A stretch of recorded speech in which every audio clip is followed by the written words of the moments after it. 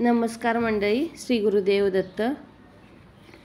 आज रताळ एक होतं, ते रताळ हे करून पेरून त्याला फुटवे येतात, ह्याची वेल येतो, तो लावायचा प्रयत्न आहे। म्हणून मी हे मातीत खोचून ठेवणार आहे। बघूयात त्याला मोड येऊन हे होतात काय। तर हे रताळ होतं ते घालून ठेवले मी, 2 दिवस पाण्यात भिजवून ठेवलं होतं आणि आता ते मातीमध्ये रोवून ठेवले। इकडे एक गोकर्णाचे वेल आला होता, वरती आहे, त्यातच 1-2 रोपं आली होती। मी ही अशी 2 रोपं लावून तार वगैरे लावून असं गोल किंवा हार्ट शेपचं करायचं माझा विचार आहे।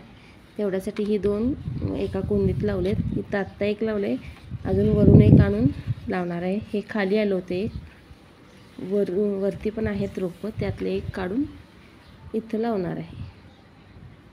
त्याचबरोबर ह्या कुंडीत मी घेवड्याची बी टाकली होती। घेवड्याची शेंगा असतात ते आपल्या, त्याची बी टाकली होती। त्यातलं एक ते रुजू झालंय, मोड आलेला आहे एकाला। ते आता मी ग्रो बॅग आहे तयार करून ठेवलेली, त्यात ते पेरणार आहे। आता दुसरीकडे ह्या दुसऱ्या साईडला, आणि मी हे कडेला 2 लावून घेतलेत, ह्या साईडला की आणि ह्या साईडला। हे रताळ्यात मी पाणी घालून ठेवले आणि आता थोडे हे आलेले टॅमॅटो आणि आंबाडी वगैरे काढून घेणार आहे मी आज, कारण मी तिथं कोथिंबीर टाकणार आहे। धने पेरायचे आहेत मला,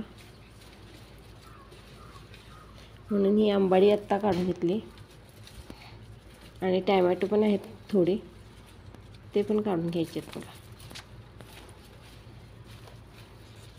म्हणून म्हटलं आता हा व्हिडिओ करूयात, हे पण दाखवता येईल तुम्हाला रताळ्याचं।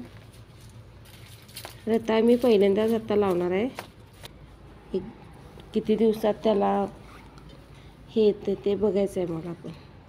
मिरच्याची रोपं बघा, मिरच्या यायला लागल्यात। हे टॅमॅटो काढून घेतले मी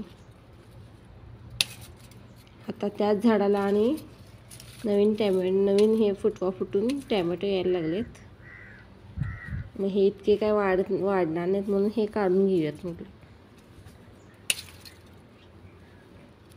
आता ह्या टॅमॅटोची मी कच्च्या टॅमॅटोची चटणी करणार आहे। हे टॅमॅटो यायला लागलेत,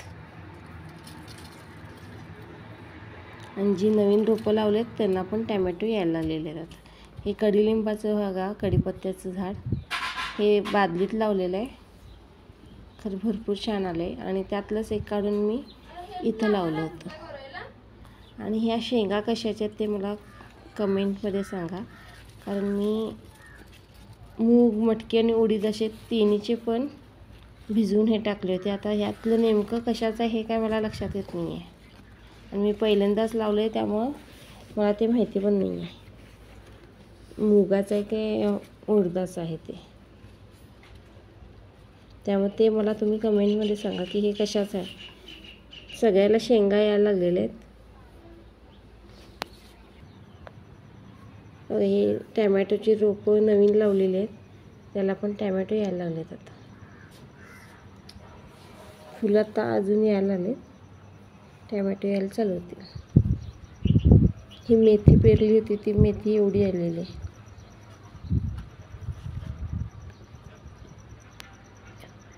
हे पिवळी शेवंती, आणि पालक थोडा राहिला होता, तो पण काढून घेतला मी। बियाचा नाही काढला, ज्याला बी आलेले नाही आहेत तो पालक काढून घेतला आहे। जवळजवळ 1 पेंडी माझा पालक झालेला आहे परत।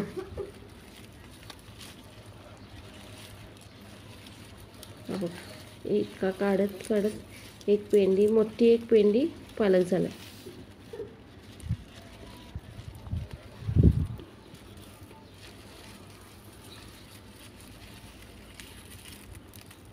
बियाचा नाही काढून घेतला मी, फक्त हाच पालक काढून घेतला आहे। इथं एक लाल गुलाबाचं एक आहे, आणि एक पांढऱ्या गुलाबाचं झाड आहे। त्याचं कटिंग करायचं आहे मला थोडं.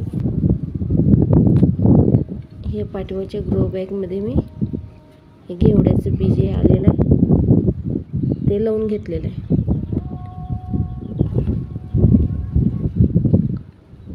वरती जसं लावलं आहे, जास्त आत नाही खोचलेलं, आणि वरून माती हलकी अशी माती हे केलेली टाकलेली पसरून, त्यामध्ये लवकर यायला मदत होईल.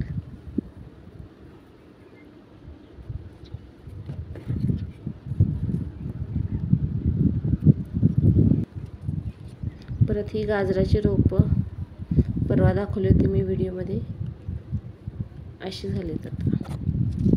ह्याला मला खत टाकायचं आहे, अजून थोडं मोठं झालं की खत टाकेन. ही 2-4 बीट होते वरती, काढायचे राहिले होते, त्यातले एकच चांगलं निघालं. एक मात्र होतं आणि 2 होते ते छोटे होते. मग ते 2 मी छोटे होते ते दुसरीकडे पेरून घेतलेत. हे मात्र निघालं बीट, चांगलं नव्हतं, मात्र झालं होतं. आणि बीटाला काय करावं लागतं, बीट जसं मोठं होईल तसं ना वरून माती घालावी लागते, नाहीतर मग वरचं जे असतं ते कोरडं पडल्यासारखं होतं आणि खालचं असते ते चांगलं येते बीट. हे बघा, हे 2 आहेत ते छोटे आहेत, मग ते मी पेरून घेतलेत परत आणि दुसरीकडं लावून टाकले ते बीट. इथं लावलं एक, अजून एक छोटं होतं, असे 2 मी लावून घेतले तिथंच. आता 1-2 दिवसानं मी बीटाचे बी टाकून घेईन परत. हे बघा, हे मी आणलेलं आहे वरून गोकर्णाचं, हे आणि निळं गोकर्ण आहे, अपराजिता म्हणतात त्याला काही जण, ते निळ्या कलरचं आहे माझ्याकडं. ते लावून घेऊन मग ह्याला तार लावून असं गोल किंवा हार्ट शेप करायचे मनात आहे माझ्या, ते तसं डिझाईन. पहिल्यांदाच मी प्रयत्न करणार होतो, त्यासाठी मी लावून घेतले. हे बघा, आंबाडी एवढी निघाली आणि पालक एक पेंडी म्हटली होती मी, एक पेंडी निघाले पालक. आणि हे टॅमॅटो आणि हे बीट एक चांगलं निघालं होतं ते हे म्हटलं. व्हिडिओ